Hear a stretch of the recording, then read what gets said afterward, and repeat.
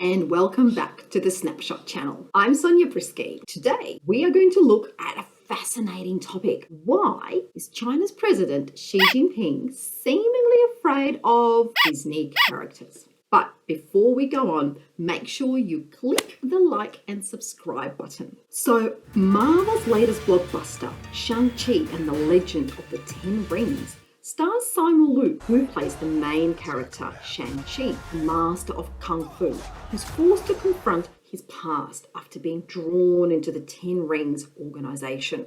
However, this is not the only thing he has to confront. The evil fighting superhero has drawn the ire of the Chinese nationalists. Apparently, they weren't particularly happy about an interview that Simu Liu gave to Canadian broadcaster the CBC 4 years ago. That's right, folks. You can never be too certain what those path-digging trolls are going to discover. Now, Simu Liu moved to Canada with his parents when he was 5 years old. In an interview with the CBC, he said, "When I was young, my parents would tell me all these stories about growing up in China where people were literally dying of starvation. And they felt that Canada was a much safer place to raise a family and give their child a better future," recounted Simon. When this video resurfaced on a pro-Chinese government forum site, Chinese nationalists accused Simu Liu of insulting and belittling China. One netizen said, "If that's the case, why does he still want to act as a Chinese?" Yeah, valid question, very valid. Another said, "Is this the superiority of a high-class Chinese?" A sarcastic term that is applied to Chinese people who have left the country to either study or live abroad. The idea of moving across the sea in search of a better life does not sit well with many Chinese. Immigrants with or without justification could be labelled traitors if they dared to say anything negative about China whilst abroad. This negative reaction from some Chinese just highlights how the Western idea of immigration clashes with the newly uprising sentiment of nationalism in fast-growing countries like China, a reporter for The Voice of America commented on Twitter. And so the video with Simu Liu's interview is, surprise, surprise, no longer available on the CBC's website. Even though Shang-Chi is a box office hit around the world and regarded as a milestone for Asian representation in Hollywood, it is still awaiting approval by the Chinese officials. But it looks like it may never get approved. Amongst perceived problems with Simu Liu's interview, the movie also has some links to a racist archetype villain, Fu Manchu, created by English pulp fiction novelist Sax Rohmer, who described him as the embodiment of all the cruel cunning of an entire Eastern race. Fu Manchu is considered the archetype of Western anti-Chinese sentiment. Fu Manchu does not appear in the new movie, but in the Marvel universe, he is Shang-Chi's father. Many Chinese believe that the new film cannot disassociate itself with this legacy. Yeah, of course not. Definitely not. Another reason which has made the movie controversial in China is that apparently Simu Liu looks like the younger version of China's president for life, Xi Jinping. There has been social media posts circulating comparisons made between the two. What do you think? Yes, well, maybe just a little resemblance, perhaps. In China, though, it's not a good idea to look like the supreme leader. You will likely be censored, especially when you are of a foreign nationality, lacking in Chinese patriotism. And another casualty of China's censorship is an all-time favorite, Winnie the Pooh, the lovable bear. And a few years ago, there were loads and loads of memes circulating the internet comparing China's President Xi Jinping to Winnie the Pooh. And of course, not surprising that these memes were not particularly well received by the president. So now, of course, Winnie is banned. He's no longer available on online games, in the search engines, and even the movie Winnie the Pooh, Christopher Robin, is now censored and banned. Xi Jinping is not the only world leader who's been compared to Disney characters.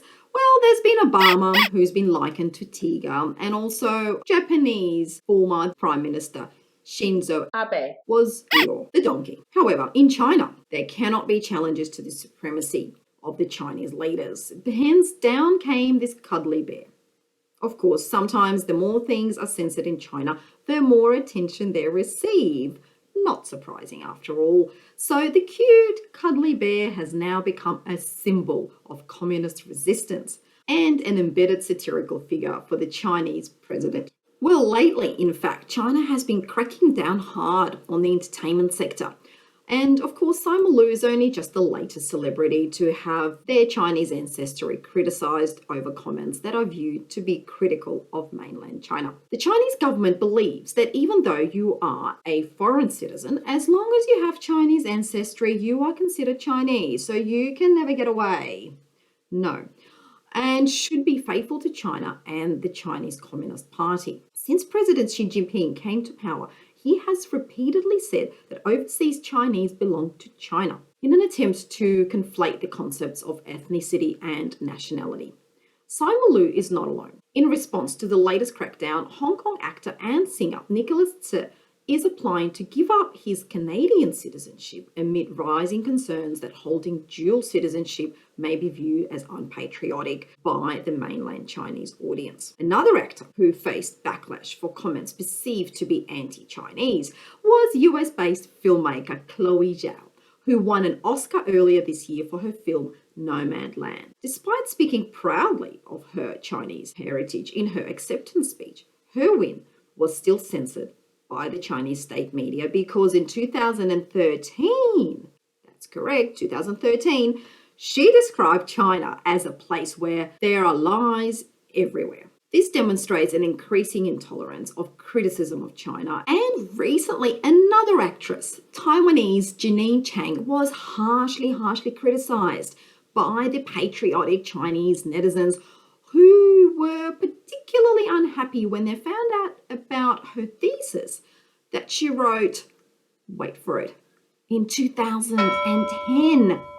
That's right, folks, 2010. In that thesis, she called Taiwan my country. Gosh, those archive trolls should really get a life. Unbelievable.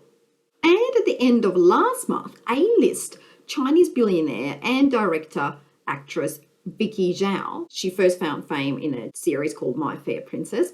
She was wiped, that's correct, completely wiped from China's internet, with all her movies, her blogs, her social media accounts were completely deleted from history. So bizarre, as if she vanished completely overnight.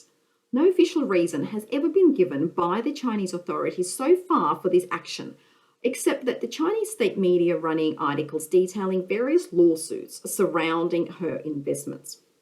Another Chinese actor, Zhang Zihan, also became the target of Chinese nationalists after an old selfie of him at a shrine for Japanese soldiers surfaced online. The shrine was commemorating Japanese soldiers who invaded China in World War II. He too had his works taken down. Kaput. China's social media Weibo has also suspended the widely popular South Korean K-pop group BTS and Blackpink in an attempt to curb the fan frenzy and pop culture.